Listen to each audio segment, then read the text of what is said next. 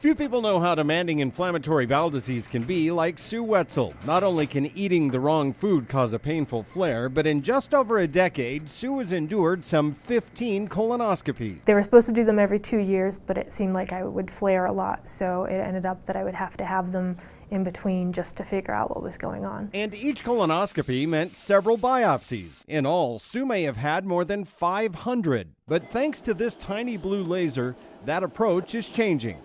As if you're navigating a tiny microscope throughout the body, right? It's, like those science fiction movies when they took a trip to the blood vessels. Dr. Razvan Arsenescu is an IBD specialist at the Ohio State University Wexner Medical Center and an expert in this laser technology.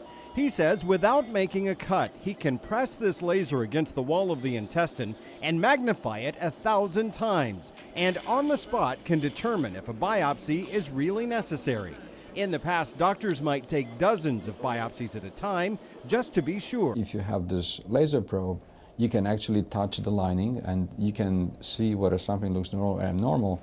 And the number of points you can touch, it can be numbered in the hundreds. That allows him to spot problems more precisely and take fewer but more accurate biopsies.